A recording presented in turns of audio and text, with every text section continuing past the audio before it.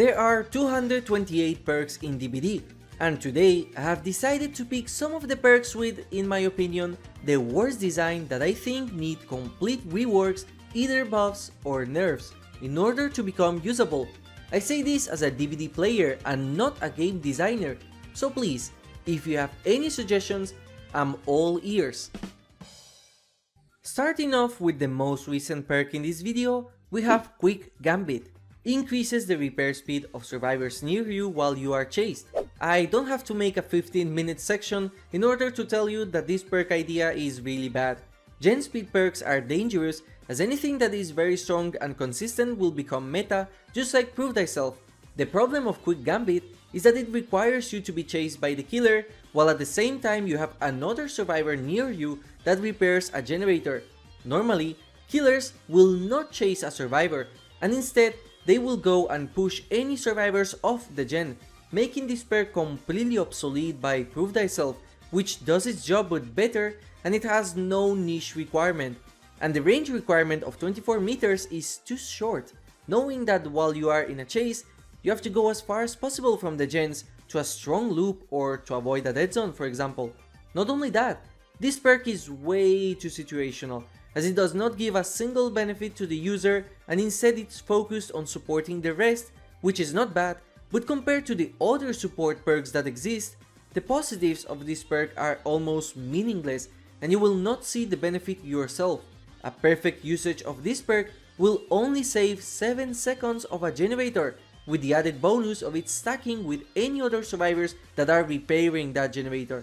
Yet, it's almost impossible to get this benefit because killers will pressure a gen when there is more than one survivor on it. So the only way to truly get a benefit from it is to have a Survive with Friends group in a very specific map like Dead Dog Saloon or The Game, and with a killer that instead of pressuring generators, focuses on chasing survivors. My idea for this perk is a complete rework of the effect. Instead of giving repair speed to the rest of survivors, I try to give it an effect that makes sense with the description of the perk. Anytime the killer chases you, the aura and scratch marks of any survivor 24 meters from you is hidden. This way, this perk will incentivize the killers to keep chasing you and prevents them from changing targets into a survivor that is, for example, healing in a very bad spot, or a survivor that tries to hide from the killer. It's basically a boosted version of Guardian combined with Distortion that helps your team by hiding them from the killers while you are being chased. I decided not to add a lingering effect to it, as it could be abused by stacking various chases at the same time. Territorial Imperative reveals the aura of survivors entering the basement when you are far from it. My opinion has not changed since the last time I have talked about this. I don't think a perk like this should exist. The only purpose of it is to camp in the basement from afar, and with Leatherface, once you get someone inside, it's basically impossible to counter. I am not kidding. If you have Leatherface and this perk, try it out and you will see that it is low-key kinda disgusting. Another character that can use this perk very well is the Demogorgon, and it's a very problematic perk design. A lot of people do not like the distance requirement of the perk, but it exists there for a reason, because without it, there will be no counter to basement camping. The cooldown is stupid, however, as a permanent aura reading inside the basement is better, but that is not the solution for this perk. I think it needs a complete overhaul, because this perk is either completely useless and never used, or it can lead to scummy plays. It's also impressive that this perk is so old, yet the only change it has received through the years is that they reduced the cooldown for 30 seconds from 60. I am not sure what effect would be cool for this perk, as I also want the effects to fit with the Huntress and with defending a territory. As of now, the only idea I have is to make it so that the perk reveals the aura of a survivor breaking a dual totem, as it would combine with Hex Retribution and it would be useful to hit snipes with the Huntress. However, I am not very satisfied with this idea, so I would love to see your suggestions. No Mither is a meme perk for survivors that is objectively a bad choice, but it was designed for that reason. However, the benefits you get from this perk are not very good and it truly hurts the entire team instead of being a positive. And since this is a team game, it would be nice to have a meme perk that is actually not a complete detriment for the team, while at the same time not removing the spirit of the perk itself, as the devs have said that this is supposed to be a hard mode for survivors. Something that a lot of players have asked is that instead of giving the broken status effect from the start, you should spawn uninjured and only suffer the broken status effect after a hit. After that, you should not leave any pools of YouTube liquid, be quiet, and also be allowed to recover from the ground. Also, just in case, anytime you are close to another survivor, a no Mither icon should appear to them so that they are aware that the broken status effect is coming from the perk and not from the killer itself. Finally, and only if this is not too much, I think there should be an incentive reward for using this perk, so giving bonus blood points to any no Mither survivors would make this perk worth running unironically. Out of all the perks in the game, I find Furtive Chase to be one of the weirdest and most confusing perk designs, as I really don't understand what is the point in this effect. Anytime you hook your obsession, you get 1 token. Anytime someone unhooks, they become the new obsession. Up to this point, the premise of the perk seems very interesting, as it's a way to dynamically change the obsession. The problem is with the next part. For each token you get, your terry radius gets reduced by 4 meters. So, not only is it very hard to get tokens for Furtive Chase, but also the reward you get is extremely situational, as the only use is to chase another survivor and use your small terry radius to transfer to another survivor that might not know you're approaching them. This is something very niche that basically never happens. Plus, you can literally become undetectable with Ghostface, the owner of this perk, so it's even more outdated and weird. There is no character that can get a good use of this perk, so for that reason, the only use this perk has is to transfer the obsession to another survivor or to complete archive missions related to obsession systems. However, with perks like Nemesis or the future new perk from the school merchant, this effect is no longer unique to Furtive Chase. I like the idea of a perk that rewards the killers with stacks after hooking unique survivors. I also like a perk that alters the terror radius, but nowadays there are so many other perks that straight up give undetectable, as well as plenty of powers that get undetectable effects with add-ons or their power, rendering this perk completely useless. Not only that, the requirement of hooking the obsession is hard to do and can lead to tunneling or even camping. Instead of this effect, I thought of a different rework that not only would make this perk interesting, but also could lead to a very unique playstyle. Each time you hook your obsession, a random survivor becomes the new obsession and you get to see their aura for 7 seconds. The obsession then also gets the oblivious and blindness status effect for 60 seconds. This way, we have a perk that promotes going for another survivor after hooking to prevent camping and tunneling, and tells you immediately where they are so you don't have to guess. The effects are detrimental to the survivors, but they are also a warning that the killer is coming. I also think that this perk fits with the Ghostface, as it's a perk that gives the feeling of an efficient character that does not stop after hooking and they still want more. Beast of Prey is one of the most outdated perks in the entire game that serves no real purpose. It gives you undetectable once you hit Bloodlust 1, and just with the description alone you should know why this perk is terrible. Not once have I ever seen this perk get actual value in a match, and nowadays there are plenty of new perks and add-ons that grant the undetectable status effect. The reason this perk is like this is because in the past, it used to remove the red bloodstain before the undetectable status effect existed, so at the very least it was a unique effect, even if it was a very bad perk from the start. There is also a fun effect of giving extra blood points for 50% of the chase category, but this is useless because it doesn't go above the cap of 10k blood points. I think the description of the perk is really cool, and a perk based on this is something that also fits the Huntress. Your lust for a kill is so intense that your connection with the entity is momentarily lost, making you totally unpredictable.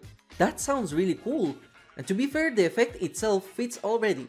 I think the new perk, Game Afoot, could be a really cool base for Beast of Prey.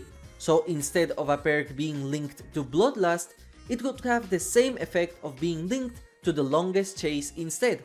Once you hit a survivor with the most chase time, you get the undetectable status effect to keep the nature of the perk. However, in order to make this truly intimidating, I thought about adding a bonus speed of 10% in breaking pallets and walls, so at the very least you can feel the effects of the perk, and also so it combines well with game afoot and brutal strength for a new chase oriented build. The idea of red herring is very cool and unique. After repairing a generator for 3 seconds, if you enter inside a locker, that generator will make a loud notification for the killer with a cooldown of 40 seconds. I like the idea of a distraction perk like diversion, but unlike diversion, red herring is not popular at all, and it doesn't even have a meme attached to it. I also think that this perk is heavily outdated, and it can be reworked to have a very cool unique style like the perk Flashbang. So let's talk about the core idea of it. The perk's purpose and design is based on distracting the killer in order to fit the same idea as diversion.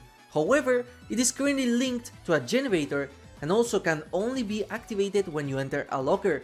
This perk can also be completely useless as killers might ignore the notification, so you end up losing way more time because now you have to leave the locker and go back to the generator again. First of all, let's change the requirements and instead make this perk like Flashbang 2.0 with a new item, the Recorder. After repairing the generators for 50% of the progress, by using the active button while repairing a gen and without an item, receive a recorder. You can place this recorder anywhere on the map, and you can activate it from a distance, consuming the recorder's use and activating a loud notification noise and a fake sound of your survivor having cries of pain in the location of the recorder. The killers can break the recorder like a boon totem, or after 60 seconds pass, and the perk can be used again. The point is to make the perk really interesting and up to date with the current pacing and standard of the new perks in DBD, while at the same time introducing a new mechanic completely original to the perk in order to promote sneaky plays. There aren't many perks that I think are truly bad and are completely outclassed by another perk. For the killer side, Hangman Streak is that perk. First of all, the perk gives a loud notification anytime a survivor starts to sabotage a hook, which is not useful at all. Not only because the sabotage time is very minuscule and you would get the loud notification either way after the hook is broken, but also, most of the time, the sabotage actions happen while you are carrying a survivor, so the notification is pointless because you can see it for yourself. The second effect of this perk is that it reveals the aura of any survivors 6 meters close to the hook. This is the part that is completely obsolete by Awakened Awareness, as it's considerably better than Hangman's trick.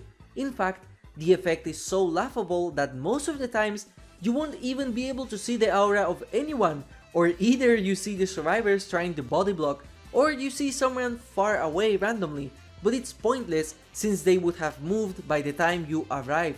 Funnily enough, this perk had a very interesting niche in the past, and during the PTB, it was one of the strongest perks in the game, as the aura reading distance was so big that you had literal aura reading all over the map once you picked a survivor, global wall hacks. So before the PTB and before the overall rework to sabotage, this perk used to fix broken hooks after 10 seconds, for example after a sabotage, after a sacrifice, and possibly after breakdown, but I cannot confirm this. Nowadays, killers have no perk that helps with fixing a broken hook after a sacrifice, and I think that is also an outdated mechanic that I am unsure if should stay in the game, as it only promotes slugging and is easily abused. Adding this effect back to the perk will give it a niche use, or I have another completely different proposition.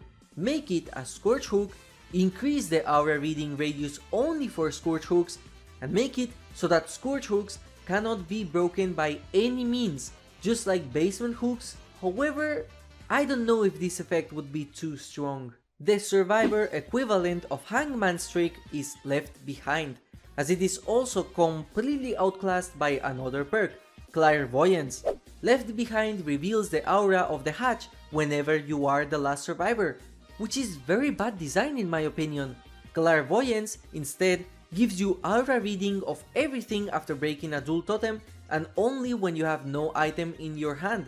The funny thing is that it also reveals the hatch without the requirement of being the last survivor in the match.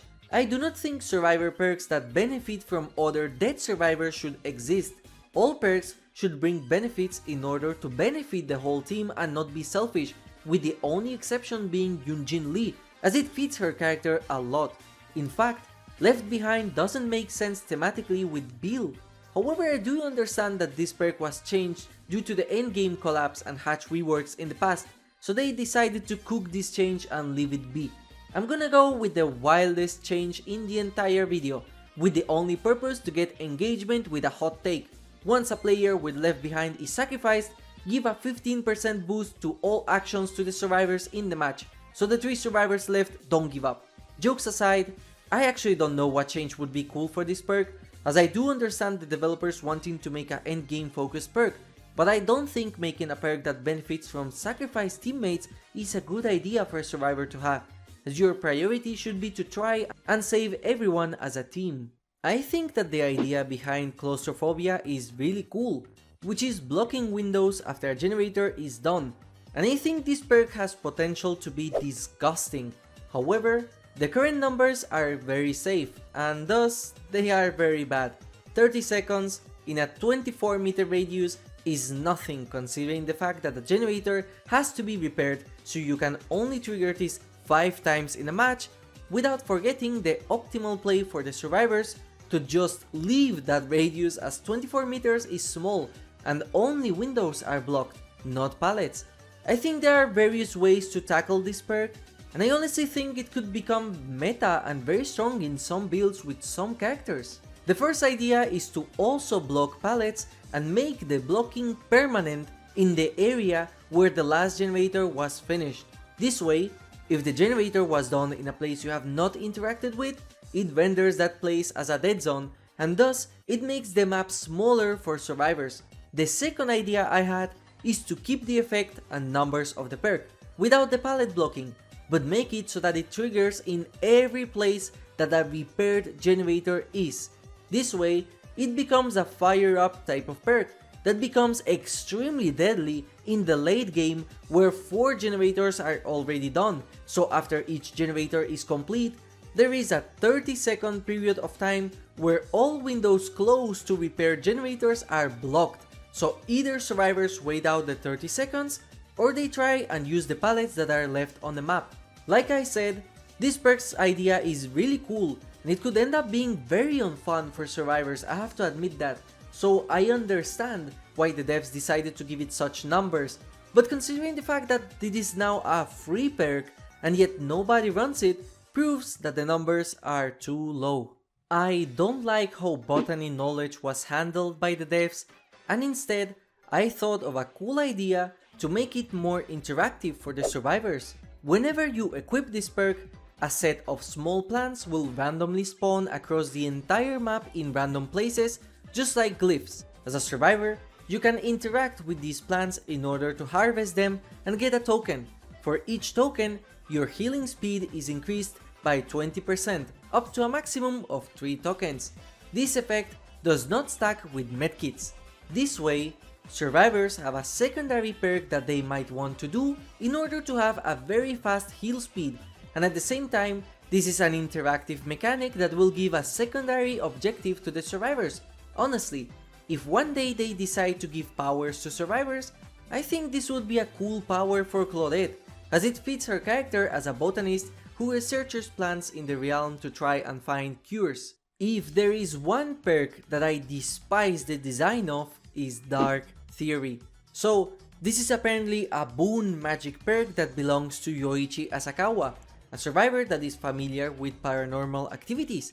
According to the description, this study of the paranormal has given the user a lot of knowledge of other realms and planes of existence, and this is reflected in-game by giving you a 2% haste status effect. So Yoichi studies paranormal magic in order to run faster. This is by far the worst perk design in the entire video if we are purely talking about the lore perspective, as nothing about it makes sense, and also the effect has to be very safe, because haste is something that should not be giving a lot in game due to how powerful it can end up being. This perk needs a complete rework, and since this is a magic focused perk, I decided to give it the wildest effect yet.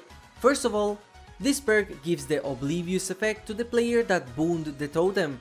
You might be asking, what is the point in that? Isn't that bad?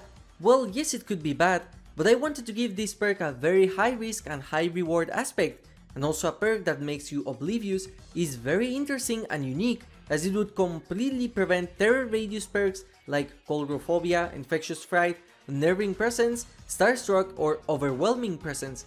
The reason Dark Theory only affects the booner is to not make it completely oppressive in noob lobbies, as I don't think they should get punished by a perk choice of another teammate. Now, let's give this perk a very complicated effect deserving of the name Dark Theory. Upon setting up this perk, all crows inside the boon radius leave and do not come back until this perk is deactivated. Every 10 seconds, Dark Theory emits a pulsating wave covering the entire area of the boon and bypassing walls. If this pulse hits the killer, their aura is revealed for 3 seconds to the rest of the survivors. If the pulse hits a survivor, their aura is revealed for 10 seconds to the rest of survivors as well. This is the closest thing to a UAV we will have in the game. However, in order to not make these boons very oppressive, I have also decided to give the boon mechanic a nerf. Now, boons can expire automatically and the survivors have to go and boon the totem back again. I don't know how long a boon should last, but I don't want killers to feel the need to go out of their way and find a hidden boon randomly in the middle of nowhere. This is by far possibly the most controversial perk change in the video, and I would like to know your opinion because I know this one is going to get a lot of hate. And these are all the perk reworks I have in mind. Of course, there are more perks that need changes, but I think those perks would require complete fundamental changes like up the ante with luck or new mechanics that I have not seen in the game yet. But this video is already pretty long, so I wanted to stop here. I would like to ask you one last thing. Would you like me to make a video covering every single perk in the game and ranking them based on their design and fun value? That video would take me a long time to make, but if you would like to watch something like that, please let me know in the comments. Thank you for watching and have a nice day.